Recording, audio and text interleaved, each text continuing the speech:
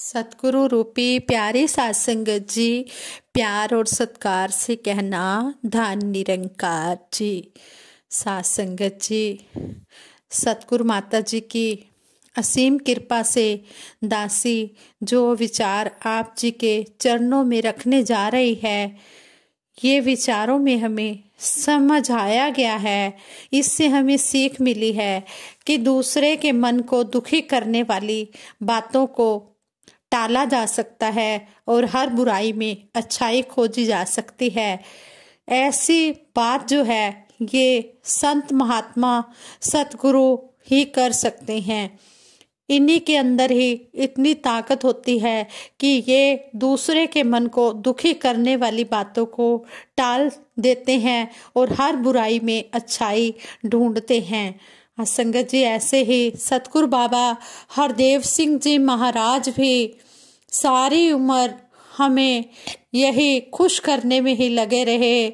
जैसे भी किसी ने सेवा की, उस सेवा को प्रवान किया।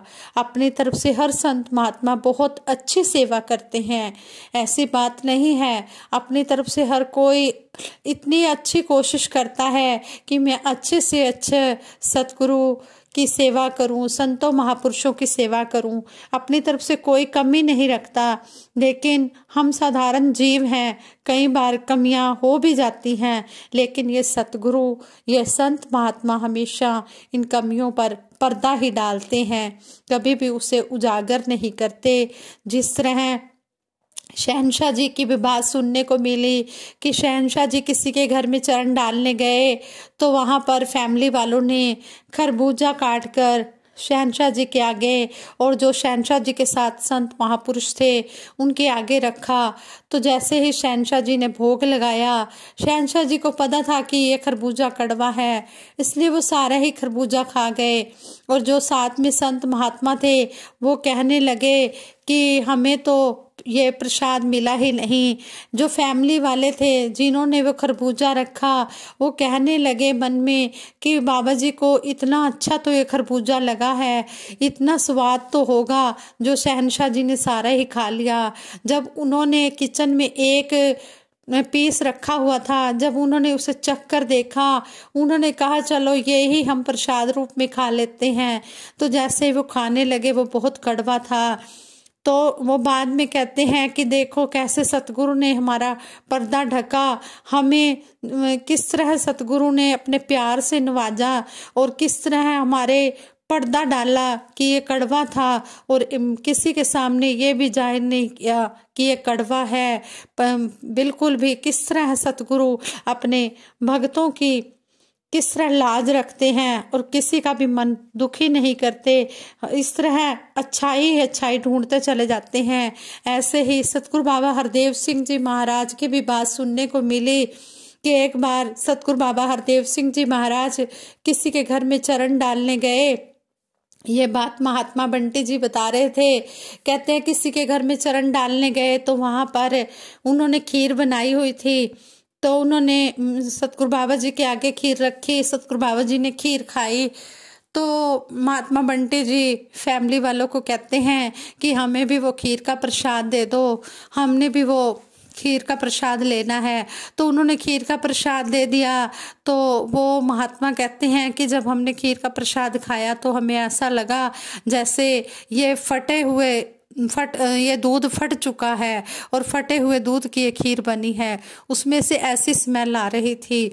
तो कहते हैं कि जब हम चले गए, हमने बाबा जी से कहा कि बाबा जी वो खीर तो अच्छी नहीं बनी हुई थी, लेकिन आपने तो एक बार भी नहीं कहा और आपने खा लिया, उसे प्रवान कर लिया। तो आगे से सतगुरु बाबा हरदेव सिंह जी महाराज कहते हैं कि मैंने खीर नहीं खाई, मैंने तो उस बच्चे की श्रद्धा भावना देखी है। वो छोटी सी बच्ची कह रही थी कि जैसे ही मुझे पता लगा कि हमारे घर में आप आ रहे हो, संत संत महात्मा आ रहे हैं, तो मैं खुशी में खीर बनाने लगी कि मैंने अपने हाथों से सतगुरु के लिए, संतों महापुरुषों के लिए खीर बनानी है। तो वो कहते हैं कि मैं खीर बनाने लगी और कभी मैं अपनी बुआ से रेसिपी पूछ रही हूँ फ़ोन करके, कभी अपनी मासी से पूछ रही हूँ, कभी नानी से, कभी मामी से, कभी अपनी भाभी से, कभी किसी से, कभी किसी से, कि मेरी खीर बहुत अच्छी बन जाए। कहते हैं कि अगर वहाँ पर ऐसा बोल दिया जाता कि ये खीर में तो ऐसा लग रहा है जैसे फटा हुआ दूध होता है, तो उस बच्ची के मन को कितनी ठेस लगनी थी जिसने इतनी श्रद्धा भावना से, इतनी खुशी से ये खीर बनाई है। तो इस तरह सतगुरु हर समय पर्दे ही ढकते रहते हैं, हर किसी की भावना को समझते हैं, किसी की भी भावना को ठेस नहीं लगने देते। ऐसे ही साथ संगत जी, ऐसे ही एक बार सतगुरु बाबा हरदेव सिंह जी महाराज किसी के घर में चरण डालने गए, तो रात को बाबा जी ने उन्हीं के घर में ही रुकना था। तो पूजा माता जी भी साथ में ही थे। तो वो काफ़ी रात हो चुकी थी। जैसे ही सतगुरु बाबा जी सोने के लिए गए तो पूजा माता जी भी गए। पूजा माता जी ने देखा कि जो वहाँ पर बेड रखा हुआ था वो बेड हिल रहा था। उसकी जो एक टांग थी बेड की वो ऐसे हिल रही थी कि जैसे ये अभी टूट जाएगा। तो पूजा माता जी ने कहा कि हम फैमिली वालों को बोल देते हैं कि इसमें ये कमी है, ये ठीक नहीं है, कहीं बाबा जी आपको चोट ना लग जाए। तो आगे से बाबा जी कहते हैं कि बहुत रात हो चुकी है, अब उन्हें इस तरह परेशान नहीं करना, उन्हें इसके बारे में नहीं कहना, जैसे कैसे भी है हम रात निकाल लेंगे। तो कहते हैं कि इस तरह यहाँ पर भी सतगुरु बाबा जी ने कितनी सहनशीलता, विशालता, नम्रता दिखाई कि यहाँ पर भी उन्होंने फैमिली वालों को ऐसा कहकर उनको ये नहीं जताया कि यहाँ पर कमी है या रेस्ट करने में बाबा जी को कोई महसूस हो रहा है, उन्हें अच्छी तरह से आराम नहीं मिल रहा। तो कहते हैं कि यहाँ पर भी कितनी सतगुरु ने दिखाया कि किस तरह पर्दा ढका, फैमिली वालों का कितना बड़ा दिल दिखाया। इस तरह ही दासी एक और कहानी भी पढ़ रही थी कि एक शिष्य अपने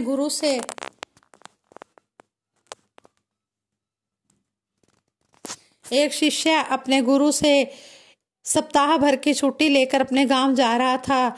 तब गांव पैदल ही जाना पड़ता था। जाते समय रास्ते में उसे एक कुआं दिखाई दिया।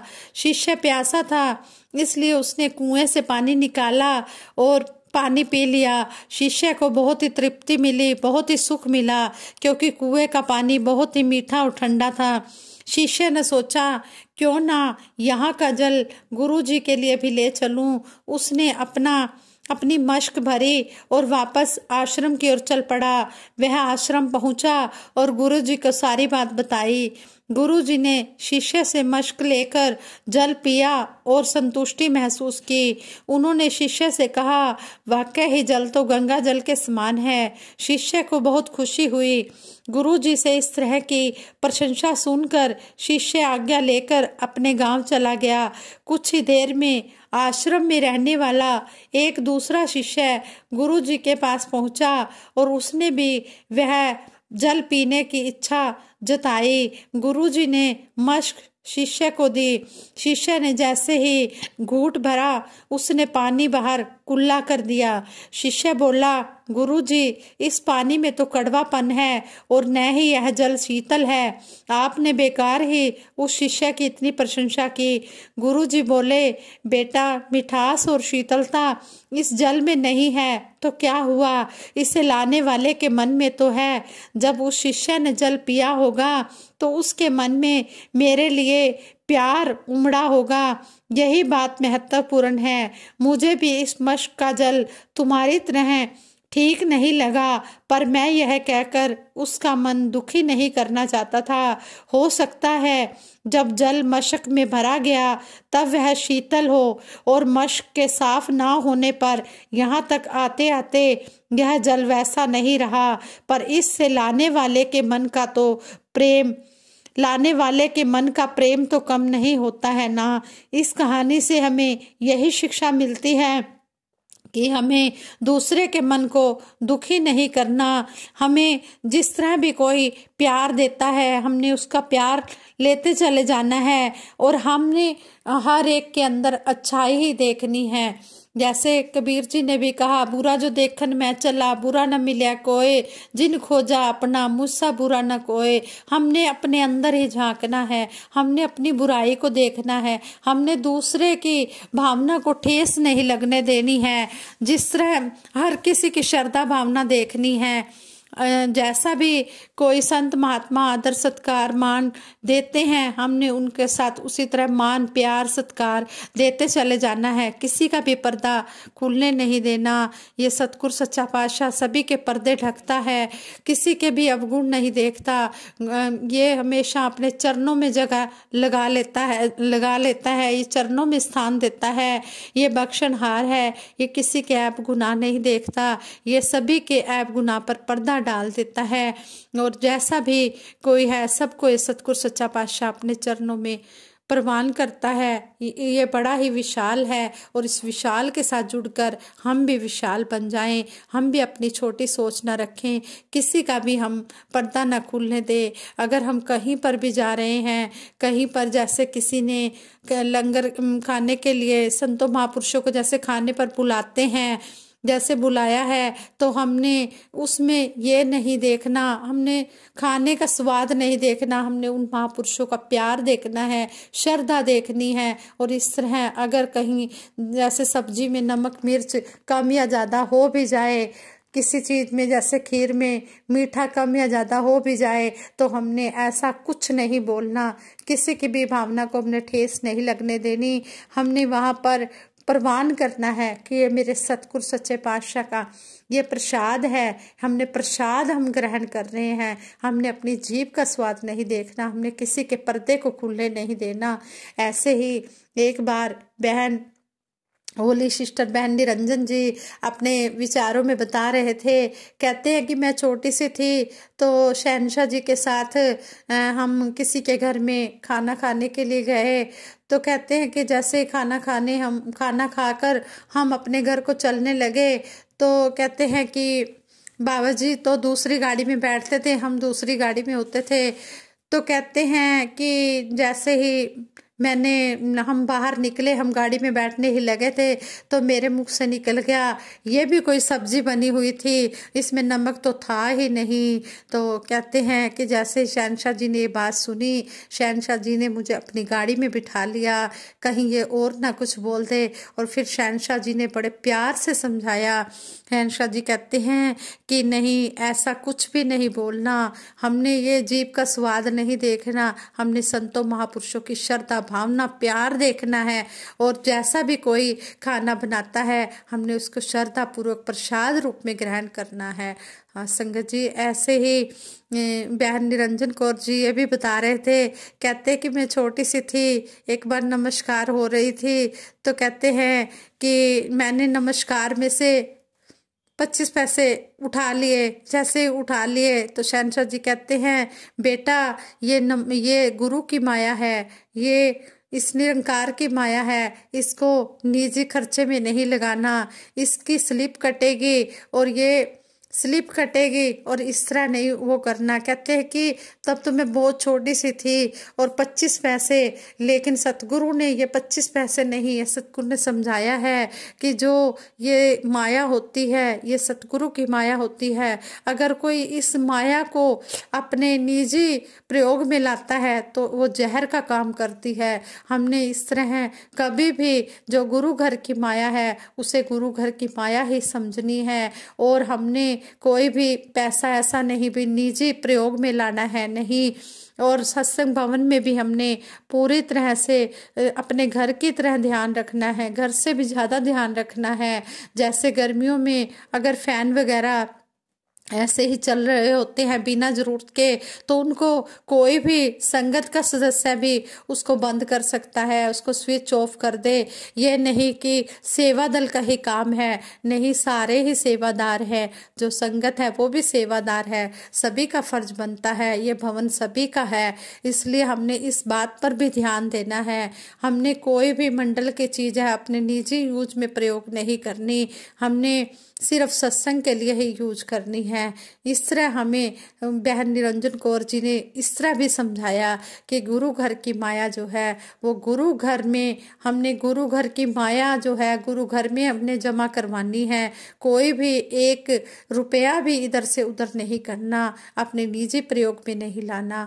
इस तरह हमें ये जो बातें समझाई जाती हैं इनको हमने अपने जीवन में लागू भी करना है, अपने जीवन में धारण भी करना है, अमल कर्म रूप में भी लाना है। ये बातें हमें समझाने के लिए बोली जाती हैं, हमने इनको समझकर अपना जीवन सुखी बनाना है। आज संगत जी, अगर दासी के मुख से कोई ऐसा शब्द निकल गया हो जो आप जी को अच्छा ना लगा हो तो दासी को बख्श देना और आगे के लिए शुद्ध विचार करने की क्षमता बख्शना। दासी को तो जो दासी ने सुना है, जो दासी को सतगुरु ने बुलवाया है, इनकी कृपा से ही बोला गया है, वही बोला है। सच्चे पातशाह कहते भी हैं जग की शोभा वो बनते हैं गुरु वचनों को जो अपनाते हैं। सच्चे पातशाह आप जी जैसा चाहते हो वैसा हम अपना जीवन बना पाएं, ऐसी हमें शक्ति देना, सामर्थ्य देना, इतनी शक्ति हमें देना। दाता मन का विश्वास कमज़ोर होना, हम चले नेक रास्ते पर हमसे भूल कर भी कोई भूल होना। ऐसा हमें सच्चे पातशाह वर देना, इतनी शक्ति देना, सुमति देना, सद्बुद्धि देना, सद्विचार देना, सद्मार्ग देना। हम आप जी के कहे अनुसार कर्म करते चले जाएं, जो गुरु कहे सो कार कमाएं। संगत जी दासी सिमरन कराएगी, सभी ने मिलकर साथ देना है। तू ही निरंकार मैं तेरी शरण हाँ, मैनू बख्श लो। तू ही निरंकार मैं तेरी शरण हाँ, मैनू बख्श लो। तू ही निरंकार मैं तेरी शरण हाँ, मैनू बख्श लो। तू ही निरंकार मैं तेरी शरण हाँ, मैनू बख्श लो। बोलिए सतगुरु माता सुदीक्षा सविंदर हरदेव जी महाराज की जय। निरंकारी राजमाता गुरु बचन अवतार की जय। साथ संगत जी प्यार से कहना धन निरंकार जी।